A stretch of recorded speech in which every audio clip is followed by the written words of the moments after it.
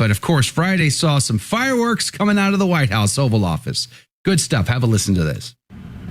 What kind of diplomacy, JD, you are speaking about? What do you mean? I'm talking about the kind of diplomacy that's going to end the destruction of your country. Yes, but if Mr. President, with respect, I think it's disrespectful for you to come to the Oval Office and try to litigate this in front of the American media. Right now, you guys are going around and forcing conscripts to the front lines because you have manpower problems. You should be thanking the president for trying to bring an end to this conflict. Have you ever been to Ukraine that you say what problems we have? I have been to. Come once. I've actually watched and seen the stories, and I know what happens is you bring them on a propaganda tour, Mr. President.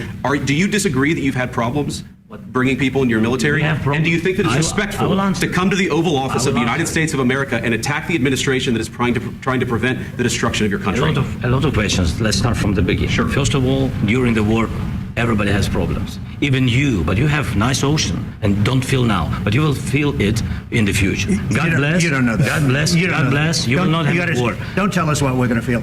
We're trying to solve a problem. Don't tell us what we're going to feel. It only gets more juicy from there. Just yesterday, they had a big summit with all the leaders of Europe, and they're all pledging more money, not nearly as much money as the United States is giving them, to almost $1 trillion. Let that sink in, by the way. They're not even close to U.S. levels. But they had a meeting yesterday, and now they want to put boots on the ground.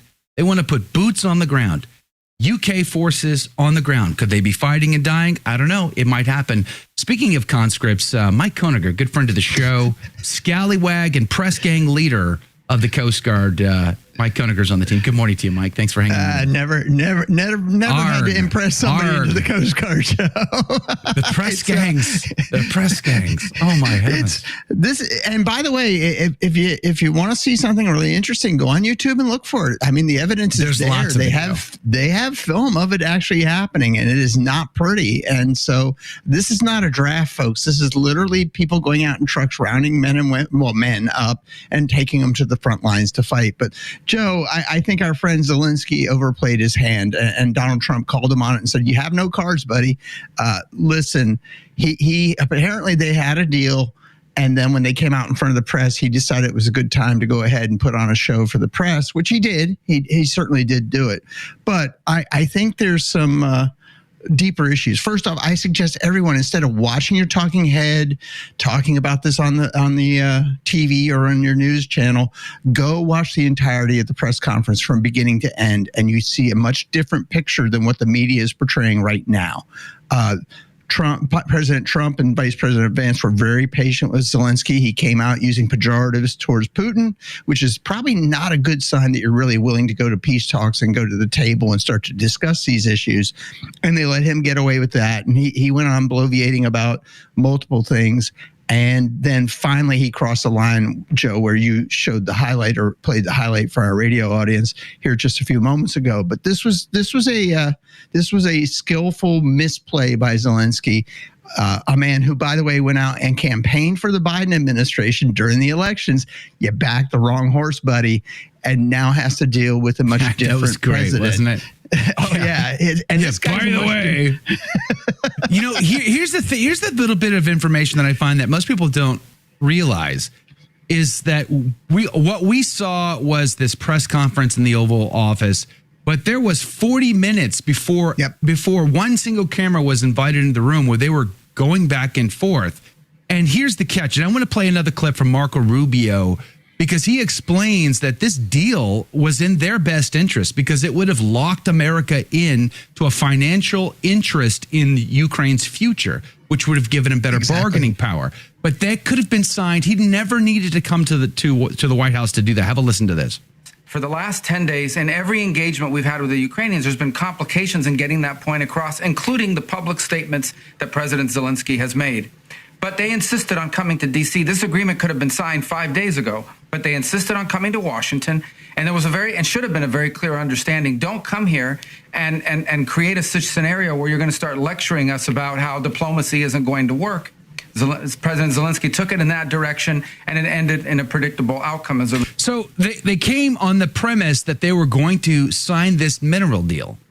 And instead, they're like, well, there's no deal, no negotiation, no compromise. What are you, Ulysses S. Grant, Fort Donaldson? I mean, stop it. You need to make a deal. You have no cards. And they argued for 40 minutes behind closed doors.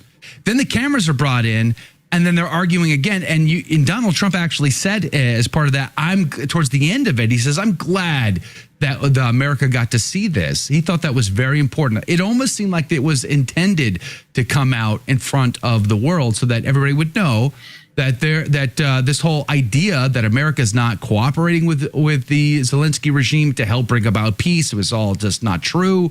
And it's clear that the Zelensky administration isn't wanting to truly find a ceasefire peace deal. And then he goes off to Europe, and they're all pledging money and even troops. Now, Mike, what will happen if a English soldier gets killed on the battlefield of the UK? What do you think happens next? Well, we know what happens next, Joe, and that's all out World War III. And this is probably where Donald Trump and Vice President Vance dodged a bullet here. If an American company is in Ukraine harvesting minerals and some group of people swoop in and kill all of our contractors who are here harvesting minerals, how does that end, Joe? Does the American government and the United States military go over there to seek retribution for the death of our men and women who died in whatever happens out in the middle of the mineral fields in Ukraine? Joe, this was probably not a good deal for the United States. It was a great deal for Ukraine because it would have put Americans right near the front. By the way, those minerals are right near where the war is going on right now. And I don't know that would have been a good outcome for the United States. We likely dodged a bullet in this regard.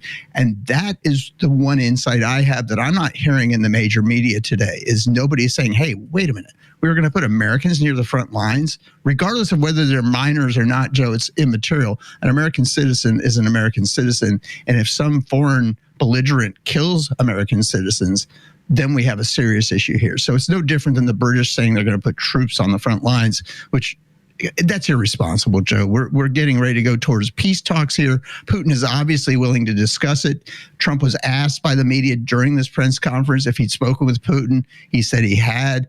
And then they asked him, well, how was Putin? And he said, oh, he's good. We always have good conversations or something to that effect. And so, yeah, Joe, I think there's a lot of subtlety here that if you just buy what the talking heads in the media are saying, you're going to miss out on. And this is, again, why I encourage everyone. It's only, 45 minutes or an hour, the whole press conference. Yeah. Just go watch a lot of the questions have nothing to do. And a lot of the questions have nothing to do with the actual conflict in the Ukraine. They're asking all kinds of questions. There's just towards the end where it gets really, really spicy. You can almost fast forward through all of it. But, do you think that, okay, let's push back a little bit. Do you think Donald Trump overplayed his hand or J.D. Vance overplayed his hand in saying, you should be more thankful. You should thank the Americans. Hasn't Zelensky done that?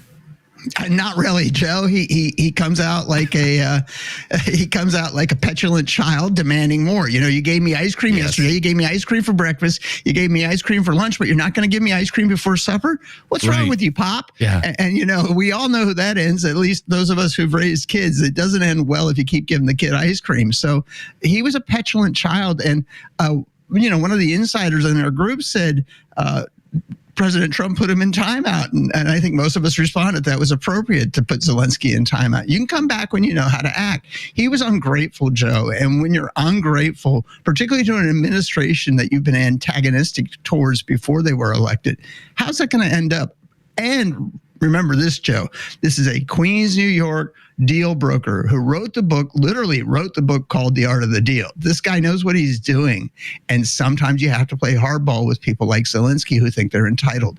And Zelensky thought he was going to get ice cream, and instead he got shown the door and no lunch. So I found the whole thing very intriguing. And once again, the other thing I noticed, Joe, and I don't hear a whole lot of people commenting on, Vice President Vance is very engaged in this administration. He is there for all of this stuff. And I find that quite interesting. We've not seen an active vice president like this since Dick Cheney, who, by the way, is nowhere near the intellect of a J.D. Vance. And that's another comment for another time. It was kind of interesting to see Marco Rubio just sit there, to see his body language. In the Oval. Like, he just sat there, it's so tight-lipped, he was just locking it down. The look on his face, it's like, you're the Secretary of State, say something. He said something after, but not during. You looked like He was very uncomfortable, did not want to be in the room. That's how I interpreted. But let's talk about Vladimir Putin for a second. Just this morning, I saw this quote from Donald Trump says, we should spend less time worrying about Putin and more time worrying about migrant rape gangs, drug lords, murderers, and people from mental institutions entering our country so that we don't end up like Europe.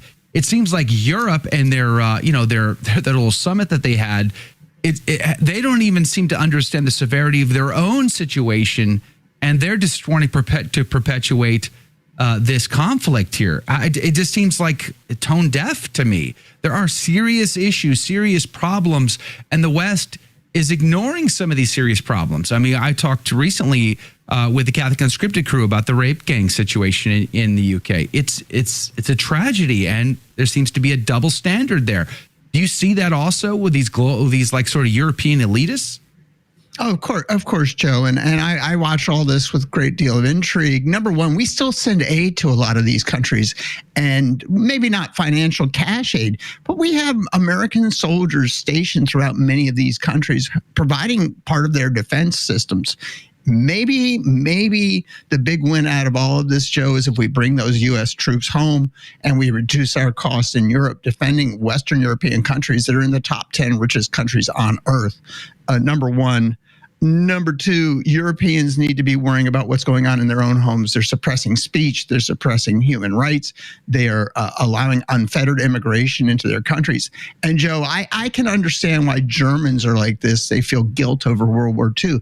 I don't understand why the British have surrendered their country like this. And by the way, asking a guy who's been studying the Crusades for the last 2 months about this, you probably know already what I feel. This is just crazy to me that thousands of years where our ancestors fought for the freedom of Western Europe, or for Europe, generally just Europe, and to just give it all up within 2 generations is insane to me. Speaking of giving it up, we're going to run out of time. Speaking of giving up, Lindsey Graham gave up Zelensky like that after that meeting on Friday. That was awfully interesting. The guy who's made several trips to the Ukraine and pledging open wallet, whatever y'all need, blank check. Well, we got you covered. All of a sudden, doesn't want to do business with Zelensky anymore. Very, very fascinating, wouldn't you say? Real quick, Joe, before I go, always, what is the Catholic take? We need to get on our knees and we need to pray to our Lord and Savior for peace in Ukraine and peace throughout the earth. But pray for a deal, pray for wisdom, and pray for peace. This cannot continue without ending in a really, really bad way.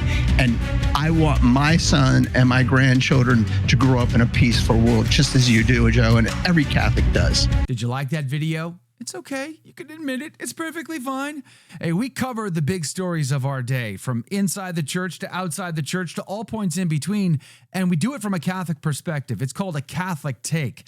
It's a radio program Monday through Friday. We live stream it right here on this channel, by the way, so make sure to subscribe, like, and share. We would be very grateful to you. And don't forget, you're going to want to watch this video right here because you don't want to miss anything.